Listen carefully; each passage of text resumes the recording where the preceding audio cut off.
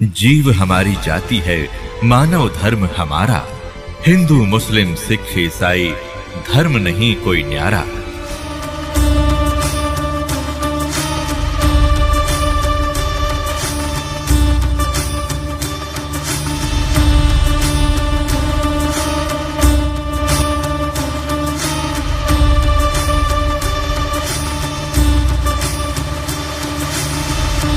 अब आपको दिखाते हैं भविष्य पुराण।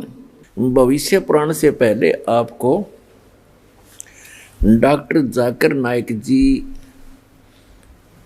द्वारा लिखी गई एक पुस्तक इस्लाम और हिंदू धर्म में समानताएं, इसका नाम है। इसमें दिखाते हैं, ये पुस्तक इनकी वीडियो कैसेट से डिटो कॉपी की गई है। इसके बाद आपको दिखाएंगे उनकी वीडियो और उसके बाद हम आपको भविष्य पुराण दिखाएंगे। ये देखिएगा पुस्तक डॉक्टर जाकिर नाइक की इस्लाम और हिंदू धर्म में समानताएं।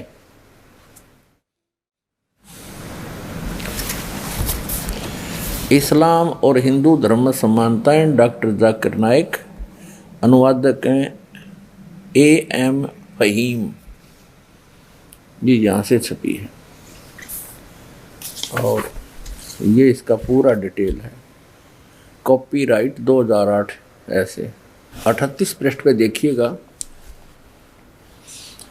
मोहम्मद सल्लल्लाहु की भविष्यवाणी हिंदू ग्रंथों में मौजूद है। अध्याय भविष्य पुराण में मोहम्मद सल्लल्लाहु की पेशीन गोई मौजूद है। प्रति सर्ग पर्व खंड 3 अध्याय 3 श्लोक 5 और 8 में भविष्य पुराण के अनुसार एक मलिच्छ विदेश से संबंध रखने वाला और विदेशी भाषा बोलने वाला रूहानी उस्ताद अपने साथियों के साथ आएगा।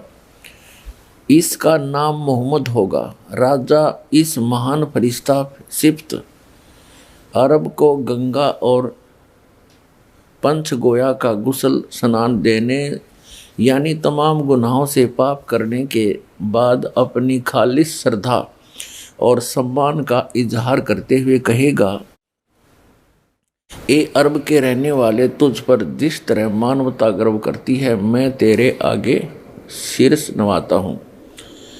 आपने शैतान की समाप्ति के लिए महान ताकत इकट्ठा कर ली है और खुद अपने विदेशी प्रतिपगी और दुश्मनों से अपनी हिफाजत का इंतजाम किया है। पेशन गोई वजाहत स्पष्टीकरण के साथ यह बयान किया है।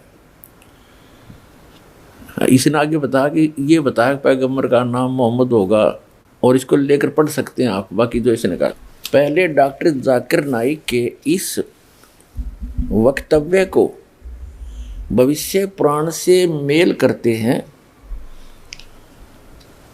जिसमें इसने कहा कि भविष्य पुराण के प्रति सर्ग पर्व अध्याय 3 खंड 3 और मंत्र नंबर 5 से 8 तक हजरत मोहम्मद जी का जिक्र है। अब देखो, यदि हम इस भविष्य पुराण को सच माने, ये भविष्य पुराण के अंदर एक तरतीब वाइज समय अनुसार वर्णन है। जैसे बाबा आदम से लेकर उससे पहले का भी जिक्र है और आदम की उत्पत्ति, फिर उनके पुत्रों की, फिर उसके बाद अब्राहिम, दाऊद और उसके बाद मूसा जी, फिर ईसा जी और ईसा जी के बाद हजरत मोहम्मद का नंबर आना चाहिए। इसमें ऐसा ही है। ये है भविष्य पुराण, द्वितीय खंड।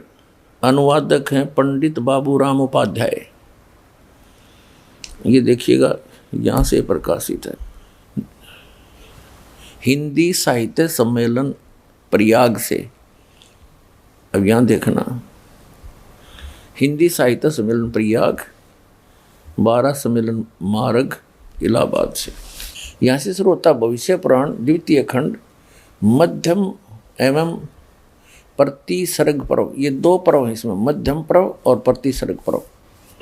अब यहाँ देखते हैं, अनुवादक हैं पंडित बाबूराम उपाध्याय, और यह भी आपको दिखा दिया, सन 2006 में ये छपी है दोबारा, हिंदी साहित्य सम्मेलन प्रयाग 12 इतने। ये कहाँ से प्रिंट हुई है ये देखिए। प्रकाशक है प्रभात मिश्र शास्त्री, प्रधानमंत्री, हिंदी साहित्य सम्मेलन प्रयाग, ऐसे ऐसे ये है।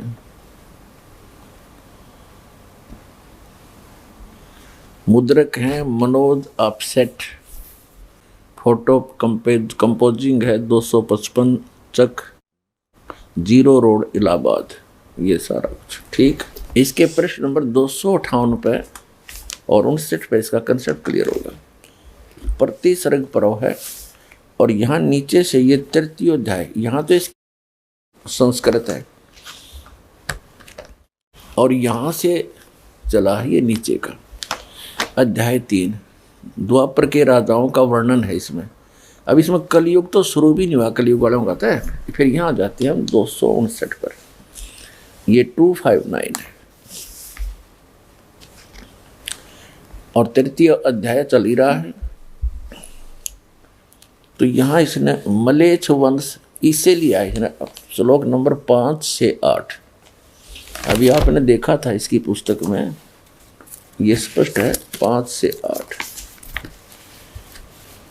ये देखो, इसकी यह पुस्तक जो भी दिखाई थी आपको, इसके अध्याय 38 पे इन्होंने कहा है हजरत मोहम्मद सल्लल्लाहु अलैहि वसल्लम की भविष्यवाणी हिंदू ग्रंथों में मौजूद है, और रेफरेंस हवाला क्या दिया है कि भविष्य पुराण में मोहम्मद सल्लल्लाहु अलैहि वसल्लम की सुनाई मौजूद है। भविष्य पुराण की प्रति सर्ग पर्व खंड 3 अध्याय 3 श्लोक 5-8, ठीक। ये है अध्याय 3 प्रति सर्ग पर्व, और तृतीय अध्याय, और ये 5 से 8 में। अब यहाँ मलेच्छ शब्द है, मलेच्छ वंश से, इन्होंने इस मलेच्छ से ले लिया कि एक मलेच्छ का अर्थ इसने कर दिया कि दूसरे देश के आदमी को मलेच्छ कहते हैं भारत वाले। अब पहले तो मलेच्छ बता दूं किसने कहते हैं भारत वाले। मलेच्छ कहते हैं दुष्ट, नीच, अनार्य व्यक्ति को, शब्दकोश से दिखाते हैं। ये देखिएगा, बृहत हिंदी शब्दकोश खंड 1 कोशकार एवं प्रधान संपादक हैं डॉक्टर श्याम बहादुर वर्मा, संपादक डॉक्टर धर्मेंद्र वर्मा, ठीक। अब इसके हम दिखाते हैं आपको, अनार्य का क्या अर्थ है, मलेच्छ, वह व्यक्ति जो श्रेष्ठ प्रकार का न हो, मलेच्छ। मलेच्छ माने अनार्य, नीच, जो श्रेष्ठ व्यक्ति के योग्य न हो, जैसे अनार्य आचार, नीच, ठीक। मलेच्छ माने नीच, अनार्य। पुण्यात्माओं, इस डॉक्टर जाकिर नाइक ने अपने घर का कुछ नहीं ले रखा, एक पुस्तक हाथ लागी इसके, और किसी सिर फेरे ने वो पहले प्रकाशित कर रखी है, ऐसे ही ऊट पटांग रेफरेंस दे करके उनको ज्यों का त्यों रट रखा इसने, ना कोई सदग्रंथ देखा। अब देखिएगा, एक पुस्तक है अंतिम संदेष्टा, ये किसी मुसलमान की लिखी हुई, अंतिम संदेष्टा, कब, कहाँ और कौन, ये सारा कुछ इन्हीं का लिखा हुआ। ये सर्वाधिकार सुरक्षित है, ये सारा कुछ देख ले। लेखक है मुफ्ती मोहम्मद सरवर फारूकी नदवी, आचार्य हिंदू विश्वविद्यालय बनारस।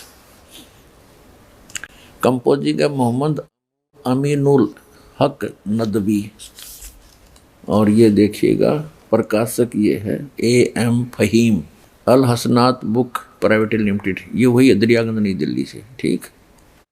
मुद्रक ये है HS ऑफसेट प्रेस, दरियागंज नई दिल्ली। इसने जो भी रेफरेंस लिए हैं इससे ले रखे, हम इसको और साथ ही लपेटेंगे भी। ये देखिएगा, ये 56 पृष्ठ पे, यहां से हम आते हैं। भविष्य पुराण के अनुसार कल की अवतार के आने से पूर्व की दशा।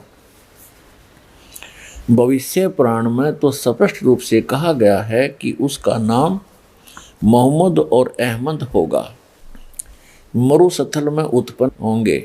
अब ये रेफरेंस उसने ज्यों के त्यों ले रखे हैं, ये देखिएगा। वेदों में भी इसने लिखा है, पृष्ठ नंबर 58 पे इस पुस्तक के अंदर अंकित है कि वेदों में शब्द अहमद और मोहम्मद मौजूद है। ये देखो, वेद अहमेत पुरुष महामंत्र आदित्य वर्णम तम से प्रस्ताव बनाए। यजुर्वेद अध्याय 31 के मंत्र 18 का रेफरेंस दिया है कि उसमें वेद अहमद महानतम पुरुष हैं। वो तो फिर दिखाऊंगा बाद में, इसकी भी हिंदी बाद में करूंगा, पहले प्रसंग तो चल रहा है। इसने डॉक्टर जाकिर नाइक ने ये अनुवाद घोट रखे इससे, ये देखो 31 के 18 में। इसने क्या किया है कि ऋग्वेद में, यहाँ देखो, इस प्रकार अहमद का इतना महत्व है कि ऋग्वेद मंत्र 8 सूक्त 6 और 10, अथर्ववेद कांड 20 सूक्त 115 मंत्र 1 में, सामवेद 152वां 1500 मंत्र में अहम ईद शब्द का प्रयोग है। अब संस्कृत केवल हजरत मोहम्मद पर ही घटित होता है। ये क्या कहता है, अहम, इसका अर्थ बनता है वैसे अहम इत, दय को तय बोला जाता, संस्कृत में छंद निषेध करेंगे तो इन्होंने ऊट पटांग रखे। हजरत मोहम्मद सल्लल्लाहु अलैहि वसल्लम ने फरमाया कि मेरे अनेक नामों में से मोहम्मद हूँ, अहमद हूँ, बुखारी इसमें।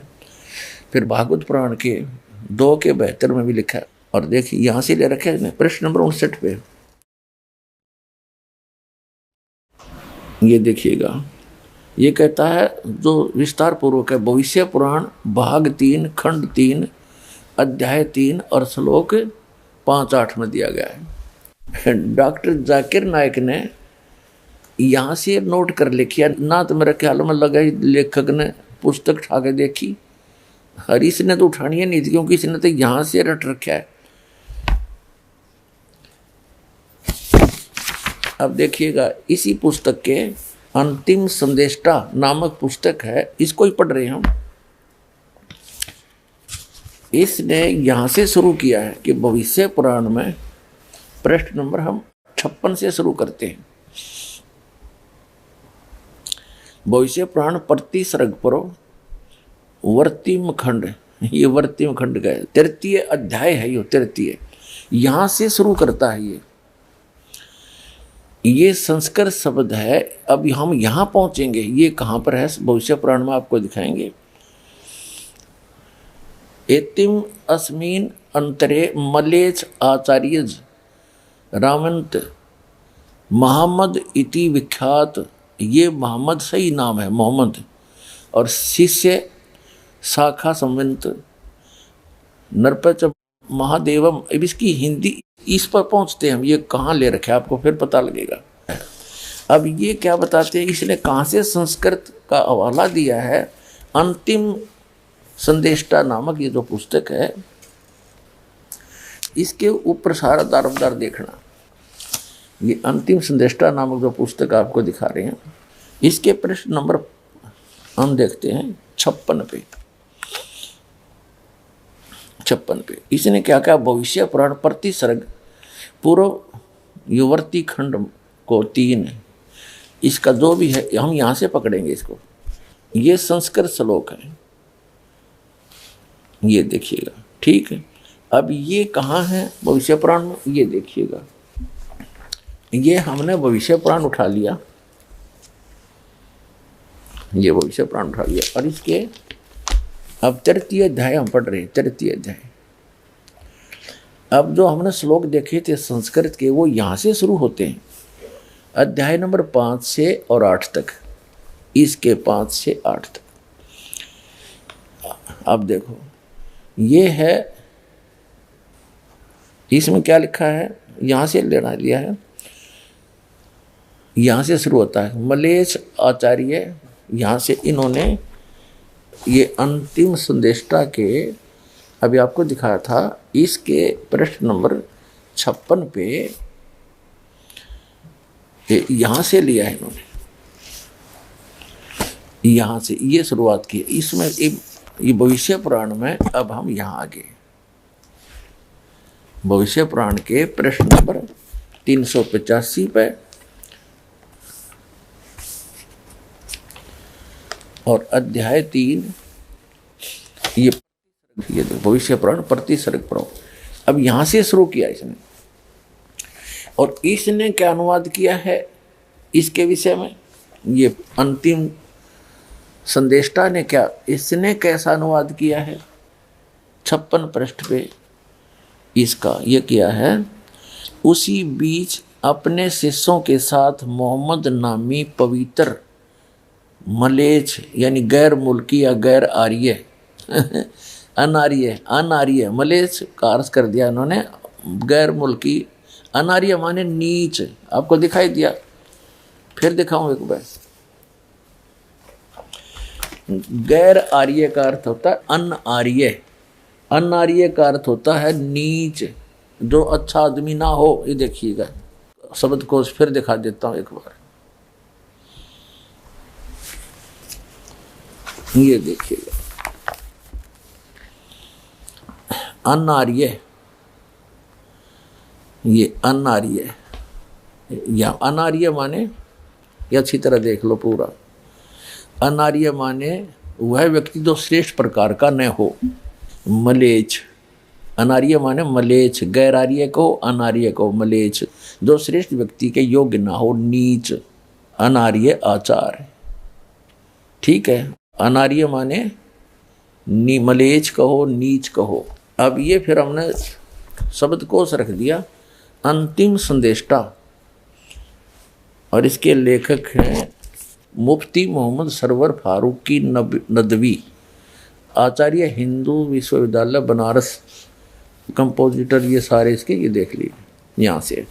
अब इसके फिर आते हैं, अब इसने इस 56 पृष्ठ पे क्या अर्थ किया है इस भविष्य पुराण के संस्कृत के श्लोकों का।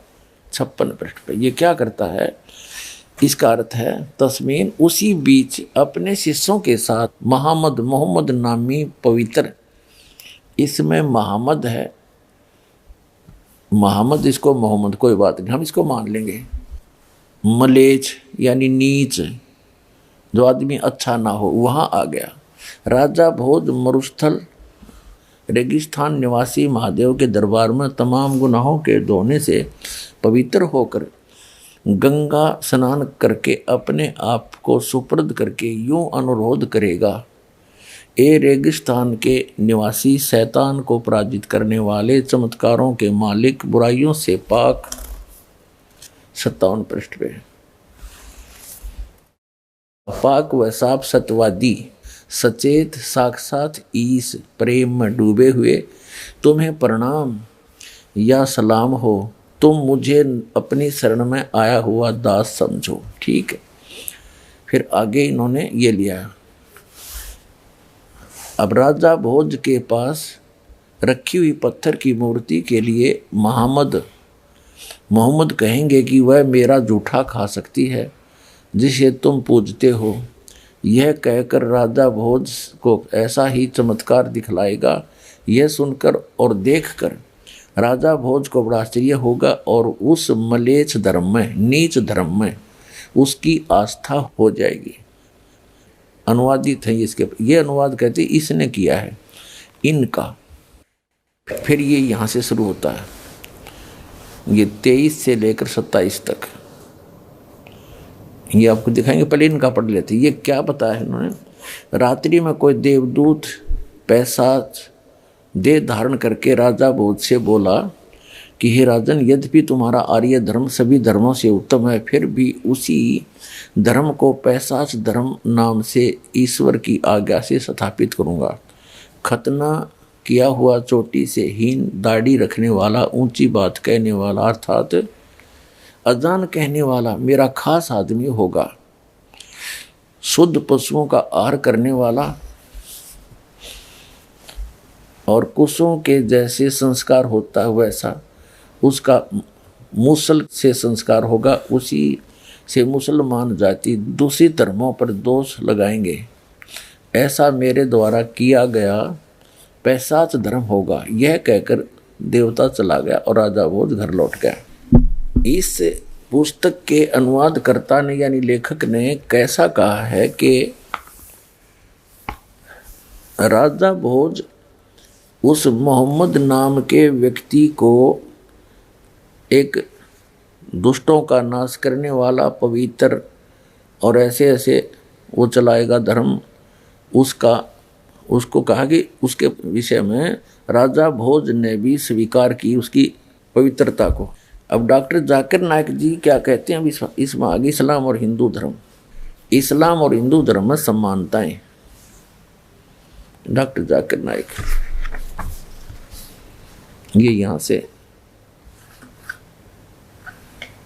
ये सारा वही है और ये सारा वही है, ये देखिएगा।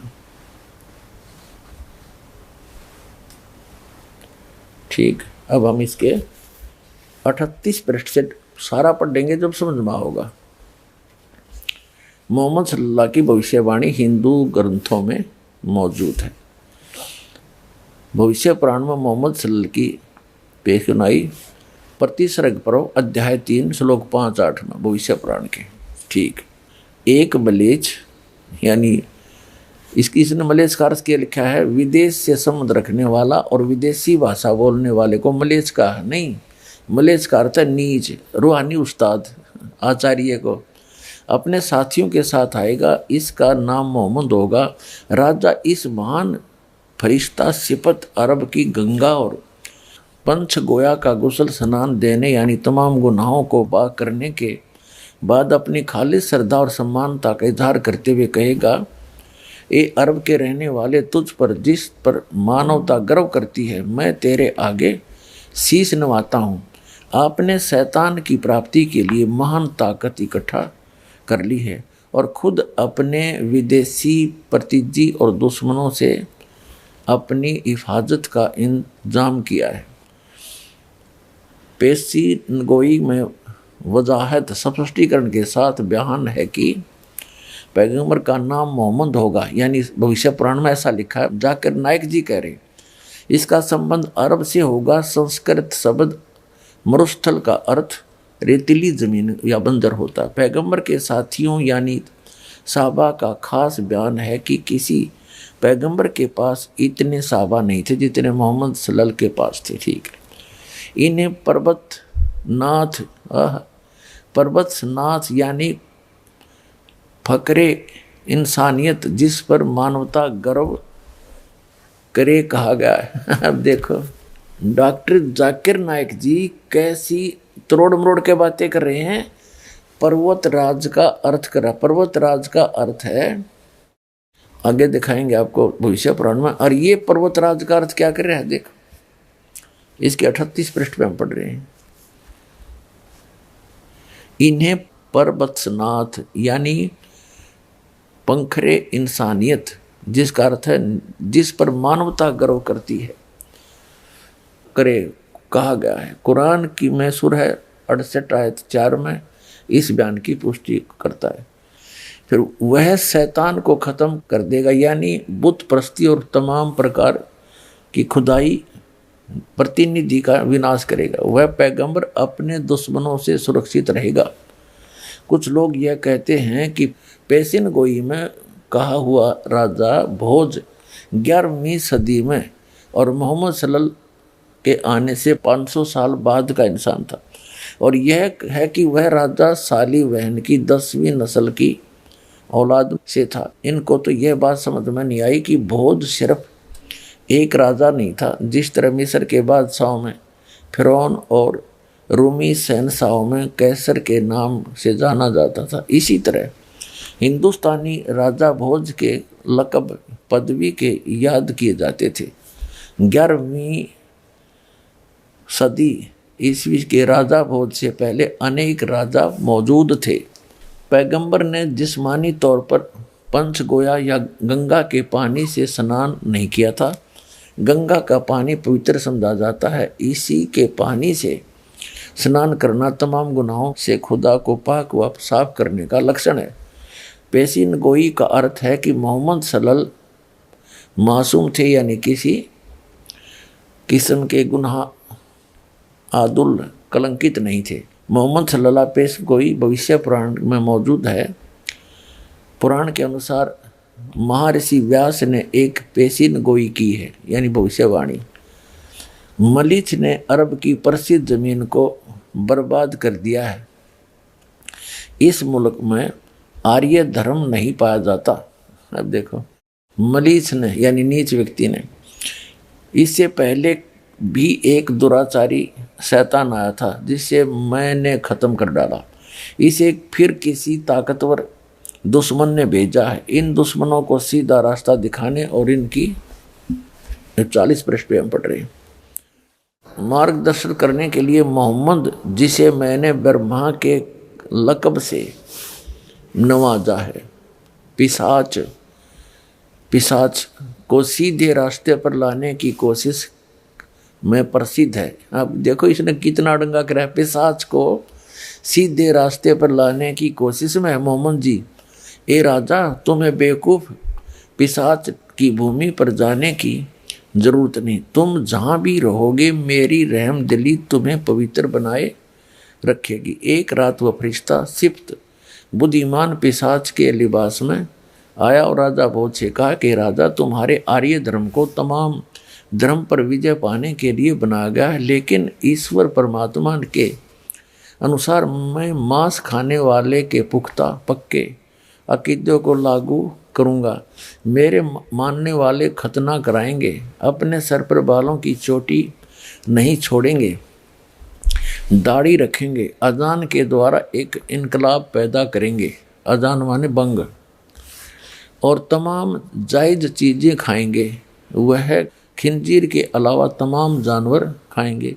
वह खुद को पाक करने के लिए छोटी छोटी झाड़ियाँ तलाश नहीं करेंगे, बल्कि जिहाद से उन्हें पवित्रता मिलेगी। गैर धार्मिक जातियों से जंग करते हुए उन्हें मुसलमान के नाम से पहचाना जाएगा। गोश्त खाने वाली कौम के इस धर्म में संस्थापक मैं हूँगा। अब हम हिंदुज़म और इस्लाम में इन ग्रंथों के अनुसार आखिरत और भाग्य के तवस्सुर को के बीच पाई जाने वाली मानवताओं का अध्ययन करेंगे, जांच करेंगे और प्रकट करेंगे। अब डॉक्टर जाकिर नायक जी जो प्रवचन करते हैं, जो ज्ञान देते हैं, सुनिए उनकी क्लिप के माध्यम से। और हिंदू धर्म की किताबों में आखिरी पैगंबर, आखिरी रसूल, आखिरी नबी मोहम्मद सल्लल्लाहु अलैहि वसल्लम का भी जिक्र है कई जगह पर। जब हम पढ़ते हैं भविष्य पुराना पर्व 3 खंड 3 अध्याय 3 श्लोकास 5 से 8 तक, इसमें लिखा हुआ है एक मलेच्चा आएगा जिसका नाम है मोहम्मद। वो अपने साथियों के साथ आएगा मरुस्थल से, और राजा भोज इज्जत से उसका इस्तकबाल करेंगे और पंचगर्भ में उसको नहलाएंगे और कहेंगे तू है रहमत वाला इस दुनिया का।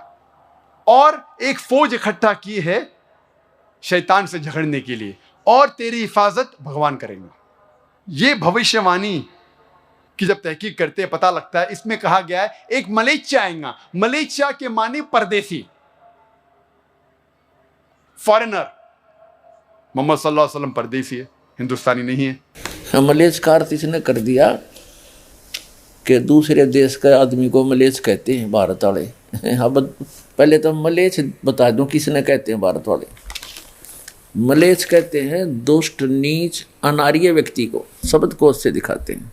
ये देखिएगा बृहत हिंदी शब्दकोश खंड 1 कोशकार एवं प्रधान संपादक हैं डॉक्टर श्याम बहादुर वर्मा, संपादक डॉक्टर धर्मेंद्र वर्मा।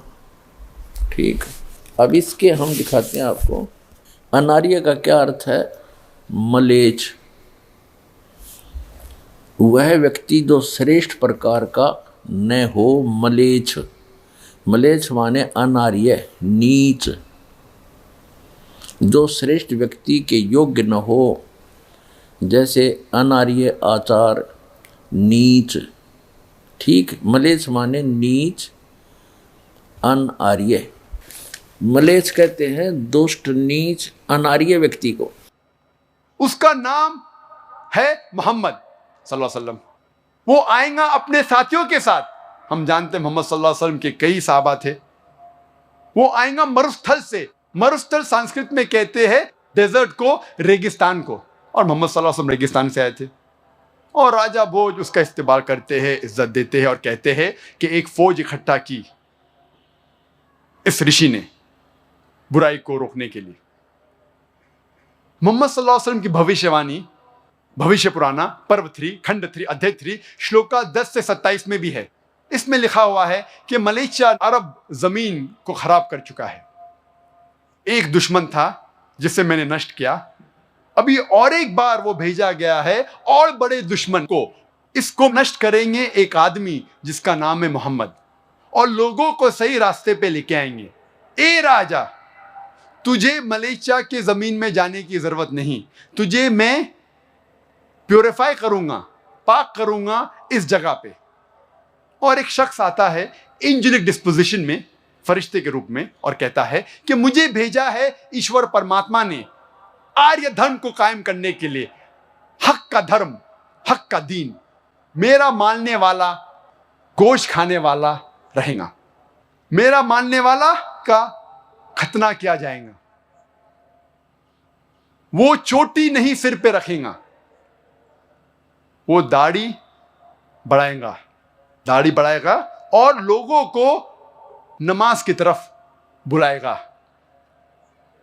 वो गोश्त खाएगा, लेकिन सूअर का गोश्त, खिंजीर नहीं खाएगा। वो इनकलाब बर्पा करेगा। वो घास फूस से पाक नहीं होगा, लेकिन हक के लिए मैदान जंग में लड़ेगा और पाक होगा।